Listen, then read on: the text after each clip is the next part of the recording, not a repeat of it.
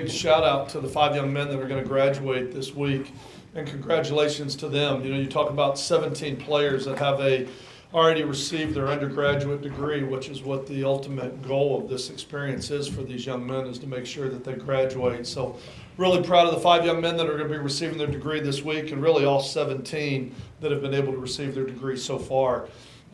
Big shout out to everybody that braved the weather. I know it was a 10% chance of rain, and it rained all day Saturday. So I'm sure that kind of scared some people away with it. But with the weather, to see the people that were there and the support that we received, we're really appreciative. And a big congratulations with the honoring of the 73 football team that won the Division II National Championship here at Louisiana Tech. And we talked in the locker room with the team just about some of the history and some of the teams that have had the opportunity to put on that uniform and to wear that helmet and represent this university. And what a great honor it is for us to have the chance to go out and play this great game for this great university. You know, with the game itself, it was a nice win for the program, with it being the rivalry in Dixie, with the rivalry game, neighboring geographical rivalry with the neighboring state, with the rivalry we have with Southern Miss. I was really excited to see our players go out and play with the energy that they did. Proud of the energy that they played with and the way they went out and the way that they performed. We've got a lot of guys that are pushing through some injuries right now, some bumps and bruises this late in the season, but I thought we really played well as a team. It's probably our best game that we've played as an offense and a defense together. Unfortunately, we couldn't match up with our special teams, but it was probably the most complete game we've played offensively and defensively. Offensively, we had some production, being able to score 36 points. I thought the offensive line, the 5 offensive linemen really played well. This is the second week in a row now. We're trying to create a little stability there with Jeremy Graffrey moving over to the left tackle position and Mitchell Bell at the right tackle, and then the guards Carter and Shepard along with Kano at center. I thought they really played well on the offensive line. You can't talk about this game without talking about Kenneth Dixon. I mean, just the job that he did, the energy that he runs with, the passion that he plays with. It's fun to watch him play the game because he plays the game with just a great amount of energy. And I thought that Blake Martin went in there and did a nice job carrying the ball, and even Marlon Seats got an opportunity to run a little bit with Tevin King still not able to go with his ankle. But I thought they did a really nice job.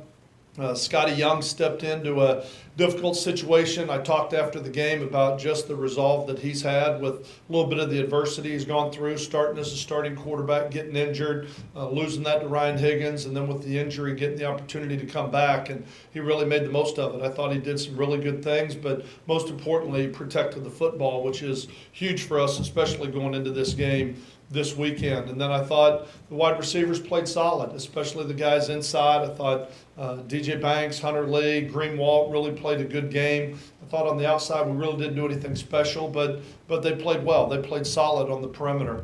The defense, on the defensive side of the ball, giving up 2 yards of rush and only 59 yards rushing. Huge shout out to that defensive line, the way Justin Ellis played. I thought he played an excellent game.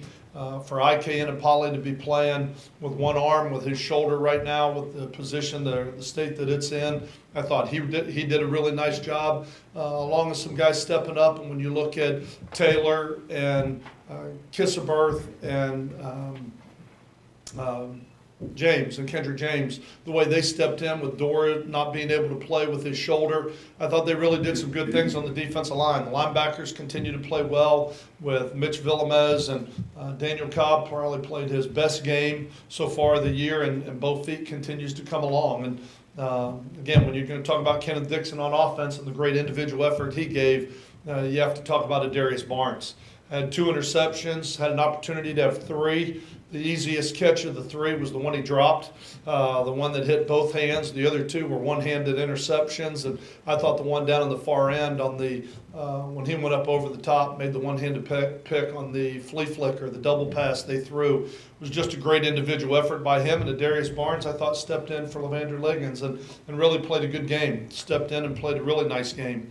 So overall, I was really pleased with the way that we played on offense and defense. A lot of guys played well for us. We had about 13 winners on each side of the ball in the Victors Club, which is the most we've had so far to this date. That hopefully coming down the stretch here with these final 3 games, we're starting to play better as a football team, and it's starting to come together. The special teams, I think Kyle Fisher did a nice job kicking the ball as he was 2 for 2 on field goals, but we got to do a better job with our punting and with our kickoffs. We got to do a little bit better job of that, kind of go to the drawing board and work up what we're going to do for what I pose to be a very dangerous team this weekend with Rice. Talking about Rice, you talk about David Bailiff, I think is probably one of the best football coaches in this league. When you look at the job that he has done at Rice and the respect I have for him as a man, as a person, and the job that he has done with that program coaching it, I think their players play hard, they're smart, they're sound, they're fundamentally sound, they're very technique oriented. I think they've got a really good football team, and I think he's done a great job of building that program. I have great respect for him.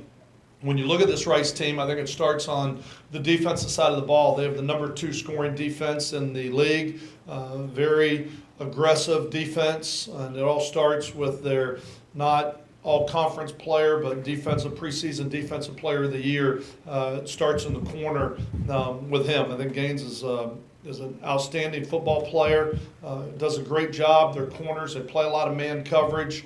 They've got some really good defensive linemen and interior guys in front. And I think when you look at them statistically, like I said, in passing defense, in scoring defense, in red zone defense, third down defense, I think when you look at them, that's where they're the strongest. But one of the reasons that they're 6-3 and having the success that they're having is they're the number 1 team in this league in the turnover margin, and that they're +6. And we've talked about some of the struggles that we've had going into that game. Saturday, we're averaging 2.7 turnovers a game and only gaining 1.7. And I think that's it was nice to see that reversed a little bit as we finish this game in +3. But I think that's huge for Rice right now, and we're going to have to do a great job of protecting the ball. Their offense, they have a senior quarterback. They have 4 senior offensive linemen, 4 returning starters on their offensive line. They're very smart. They give you a lot of different formations, a lot of different looks, a lot of option football. They'll run their quarterback. I think he also throws it very well. So defensively, they're very diverse and very balanced, I would say. They make you defend the field not only lengthwise but widthwise as well, from sideline to sideline. Their kicking game, they have one of the best kickers in this league. The only reason he's not first team is because there's a gentleman down at Tulane who's also a great kicker. He's got 41 of 50 kickoffs or touchbacks.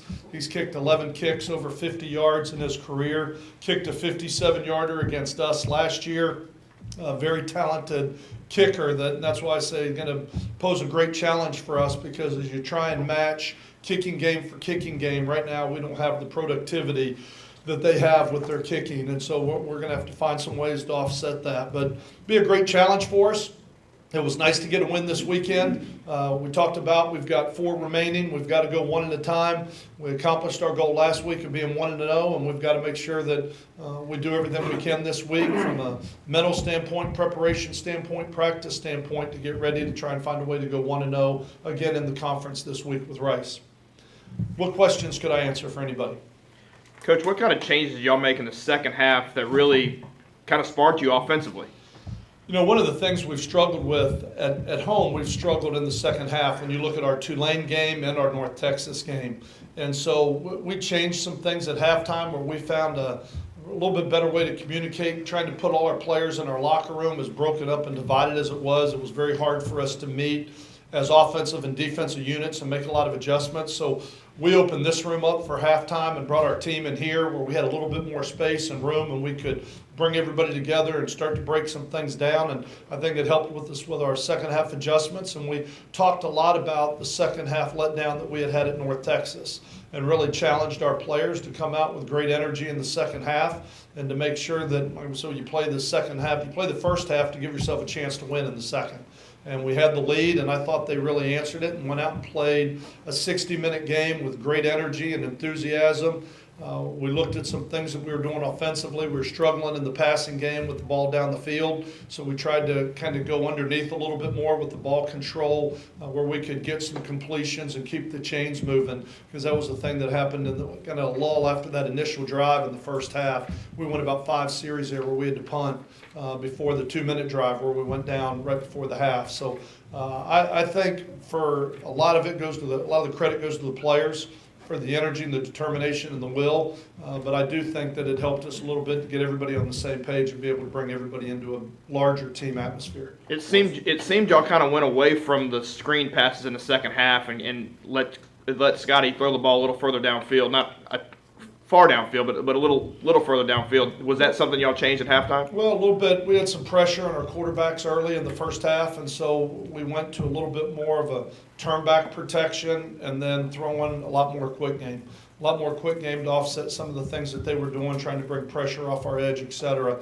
Like you said, it wasn't really way down the field. It was hitches and slants and things that were underneath. But that was part of it, and trying to protect our quarterback, giving him a little bit better opportunity to throw the ball. What's the latest on Ryan Higgins? Do you foresee him being able to come back this week? You know, we're going to get another evaluation of him. He's making progress. He's doing well. We think he's got a great chance. We were kind of hopeful that he would be prepared Saturday, that he would be ready Saturday. Practiced a little bit on Wednesday and Thursday, but with not knowing whether or not he'd be cleared, we were a little leery to give him a lot of the reps in practice, because if Scotty was going to be the guy, we wanted him to get the work. And so he was Saturday morning. We just wanted to know if he was available for us. Was not cleared Saturday morning, and we'll hope he'll be cleared this week as we begin practice. But everybody's much more optimistic with the gains that he's making. Scotty's starting though, right? We don't know that yet. When will you know? When we go through this week of practice. Is he going to take the majority of the reps up? I don't even know if Ryan's cleared yet. If he isn't? If he's not cleared, then yes, Scotty will take the majority of the reps and be the starter. If Ryan's available, then we're gonna get both of them ready to play in this game. If he's banged up for whatever reason, would you consider shutting him down for the entire year? I mean, you only have 3 games left. I mean, that's going to be a medical call on, shutting him down at this point. I'm not going to put him out there injured. I'm not going to put him out there where he can't defend himself, or he's at higher risk for a bigger injury. So I'm not going to do that, and that's what the evaluation Saturday was for. And once he's cleared to go, then he'll start to get work. What do you think the difference was with Scotty from when he started the season until the improvements he made in his past games? I think a lot of it is the people around him as well. It's not just Scotty. I think Scotty, I'm not sure of that stat, but I don't know that Scotty's thrown an interception yet this year. He did a good job protecting the ball early. The reason we went to Ryan was because Ryan was having a little more success with his legs, and with the way that we were struggling protecting the quarterback. We needed somebody in there that had a little bit more mobility to him, and that's the main reason that we went. It wasn't so much we went against Scotty, we just went with Ryan's athleticism because of the way we were struggling in our pass protection. And we were taking some sacks early, and the quarterbacks were taking a lot of hits, and I think part of that has been shored up with the comfort with the offensive line and Jeremy Graffrey over there at left tackle, and I think we're doing a much better job of protecting the quarterback. Therefore, I think we're able to have a little bit more success moving the ball as an offense. When you look at Rice offensively, you mentioned the option game. Yes. Does it give you nightmares when you think back to Army? Fortunately, it's not the veer. It's not the veer option and the wishbone type of mindset, the flex bone, whatever they call it at this point. It's more of the zone read, speed option, things along those lines. But they do a really good job with it. It's a little bit different, but yet you've got to make sure that you can defend the option in every formation they get into, and it really makes you dummy everything down and simplify everything so your players aren't too confused. So it's option football, but it's not the same option we had at Army. And then Rice has big tight ends. That's what they've lived and died by recently. And then Saturday, Southern Miss had some success throwing the ball to the tight end. What will you guys do this week to address that? We've got to shore up the middle of the field. I think one of the negatives with our defense Saturday was the pass defense. You can say you gave up 300 yards passing, and we gave up some big plays down the field. I think we had about 6 big plays that went against us for 20-plus yards. But you ended up with 4 interceptions as well, and that's the give and the take as an offense, is how much do you want to throw the ball way down the field when you're going to turn the ball over 4 times. And so I think we've got to do a better job with our underneath coverage with our linebackers and trying to shore up the middle of the field a little bit more. But that's something that we got to continually work on, and that's something that we made a huge point about yesterday and talking about and addressing as we went through practice last night. What are some of the challenges for your defense getting to the quarterback with the experienced offensive line you said that Rice has? Well, with some of the injuries with IK limited and Dora not being cleared to play at this point, it takes your two pass rushers, who are our best two pass rushers, off the edge. And when you look at the interior guys that we have, when you start looking at guys like Shaq and Jelly, and some of the guys up in front, Vernon Butler, Pishon, D'Angelo Brooks, they're bigger guys. They're more run stoppers. And the way that we're built defensively is having more of our run stoppers inside and our speed on the perimeter, but you're taking two of your best speed guys off the edge. So it makes it difficult, but this is not a game where you're taping your ears back and just trying to come flying off the edge. As I said a minute ago, for every formation they get into and you're trying to rush a passer, you got to make sure you can handle option responsibilities as well. So I don't know that this is going to be a big game where you're just trying to get sacks and pressure on the quarterback as much as you're trying to make sure you cover in the middle of the field. You make sure that you're not giving up the big play with the option in some passing situations. Do you feel that this team is finally reaching its potential? I think we're getting closer, and I don't know so much it's reaching our potential as much as we're improving every week. I mean, we're getting better. We talked earlier in the year about a lot of the inexperience, but I think that we are getting better as the year's gone on, and I've talked about us being a work in progress. And I think some guys have improved, some guys have started to get better. We've kind of feel like we finally got some of the pieces in the right place on the offensive line. Those guys are starting to develop a little consistency and camaraderie and communication with each other and feeling comfortable playing with each other. But it's still making it a little bit hard with some of the injuries we have, and guys are in and out every week. But that's the challenge that you have, and that's why depth is so important. But I definitely think we're getting better in a lot of areas as a football team. How do you think you'll match up defensively? I mean, with their defense running the ball, I think they're 7th in the conference in rushing defense, almost allowing 200 a game. So that obviously has to be a matchup y'all like going forward, especially the way Ken is running. Yeah, I mean, the way Ken is running, and there's no doubt when you look at us, the lack of productivity in our passing game, our running game has been what's carried us through FIU, through this game. I mean, ever since the North Texas game, that's been a real emphasis for us, is that we've got to kind of eliminate our passing a little bit more and start running the ball. But with what they do with man coverage, are probably a little bit different than anybody we've played at this point, because they do play so much man coverage that they'll lock their corners up and try and take your outside receivers out of the game and play a little bit more man. So it's going to be interesting with them having 2 weeks and 2 days to prepare for this game, if they will change much from a defense or what they're going to try and do to load the box and stop the running game, and what options that's going to make available to us in the passing game. When y'all graded the film probably yesterday, how did Scotty grade out? You know, Scotty played well when you look at the overall picture, because when he was 22 of 37, I believe we had 5 or 6 drops in that game. So you look at it, he's 25 of 37. He threw the ball pretty accurately. His 10 misses, I'd like to see him, when we did throw the ball downfield, a little bit more. I'd like to see us keep it in play a little bit more and give our receivers a chance to make a catch on it. But you know, when you look at it, he protected the ball, he managed the game, he ran the offense.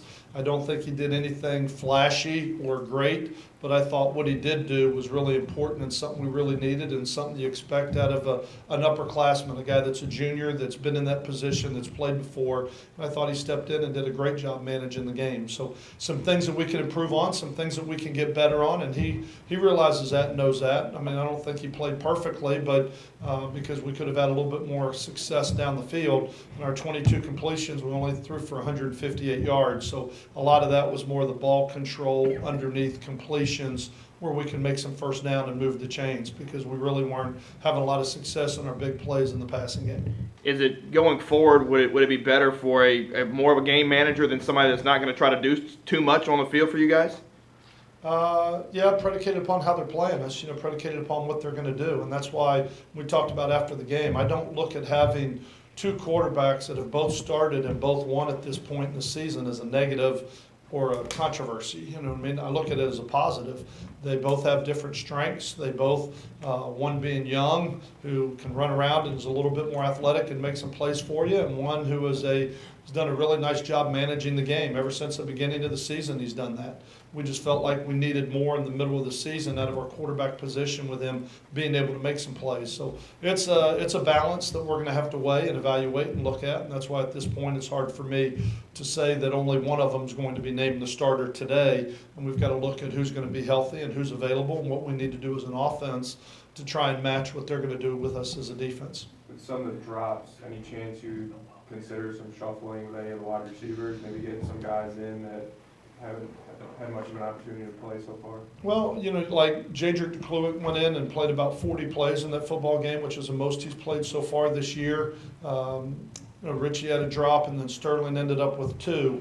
But then you look at Eddie Johnson played for about 20 plays and did a good job with it. So I think we've got the 4 or 5 right guys on the outside. It's just we're going to have to see where everybody is health-wise and who's going to be the most productive for us. But Eddie's starting to play a little bit more. Jadrick's starting to play a little bit more. And then inside, with Hunter Lee and Trent Taylor and DJ Banks and John Greenwald, I feel like we've got some really good guys inside that are playing really well for us. With that Wildcat, I know you answered it Saturday, but how did it start? Did you just go to Tony and say, hey, let's do this, or what do you think about doing this, or what? I said we need to find a way to run the ball in the red zone. I mean, that was one of the things that we had really struggled with. And when they went back and we watched having the open date, watched all the red zone clips and kind of what were some of our problems, not he stepped the wrong way on that, but when you watched it all, what were the big problems? And with the turnovers were a big part of it. The fumbles, I'll say, it wasn't even interceptions, it's fumbles. And so people trying to pressure us more down in the red zone. So we tried to secure an edge, put a couple backs in the backfield, and make Kenneth the tailback. And that way snapping it right, make him the quarterback. Snapping it right to him, we knew that he was going to get the ball. And I thought the offensive coaches did a great thing with the sweep that ended up going out to the outside, which scored one of them. And then with Kenneth being able to run the inside running game as well. But I think it's something you'll probably see more of rather than less of, for the success we had with it. Defensively with Barnes, how good are his ball skills? As you mentioned, those 2 one-handed interceptions were pretty impressive. I talked preseason about Adarius Barnes, who I thought maybe had the opportunity to be one of the best NFL prospects on our football team. Certainly didn't look like it early in the year as a sophomore out there at NC State, when he's getting burned. And you just see his comfort level, his blood pressure, his poise, what he's doing. He's starting to understand it's 3rd and 4, I'm going to press, it's short, you know what I mean, the down and distance, how to play coverage, what an offense is trying to do to him. When he's all over the out, that he understands the out and up is coming next. I mean, he's starting to really get a really good feel of his corner, and he's getting more and more comfortable out there. And now I think you're starting to see some of his talent really come to the top. And he's got great ball skills. He's got great feet. He's quick as he can be. I think he's got a chance to be a really special player. How close is Tevin getting back? We were hoping last week. I mean, when I stood up here last Sunday, I thought we were going to have him back the way I watched him run on Sunday night. And then when he started cutting and going a little bit more full speed and football type related drills, it got real sore on him. And then he got even more gimpy than he was at the beginning of the week. So I am very optimistic, and I'm saying that he will be probable. Practice last night, ran around real well. We just need to make sure that it doesn't swell up again on him and he doesn't go through the soreness he did last week. So I'm very optimistic that he'll be back this week, which will be another wrinkle in our Wildcat. Was it a welcome change this week? You actually have film from a team you played last year, teams that played last year? This is the first time that since the season began, that we've had the opportunity to pull out last year's film to see how some of our guys compare against, when IK played last year, Jelly played, Shaq played, a lot of those guys played last year against these offensive linemen that we talked about returning. So it's nice to at least get a barometer gauge on your talent, where your talent ranks with the team that you're about to play. Unfortunately here with the number of seniors that we had, when you watch the offensive side of the ball, even the defensive side, there's not a linebacker, there's not a defensive back, there's not a wide receiver, there's not an O-lineman, there's not a quarterback that played against them last year. So, but it does give you a little bit of an opportunity to see what they're doing. What about evaluation of Rice, considering they returning 18 starters from last year's team? Very talented team. They're 6-3, and you look at some of their losses. They've played some really good football teams. I think, as I said a minute ago, they're sound, they're well coached, they're really good on defense, and they give you a lot of problems on offense because of everything they do. I think David's done a great job. Coach Bailiff has done a great job there. I think they're an excellent football team, and there's a reason that they're tied for first place in our division, because I think they're one of the better teams in our league, and I think this will be a huge challenge for us going down there and playing.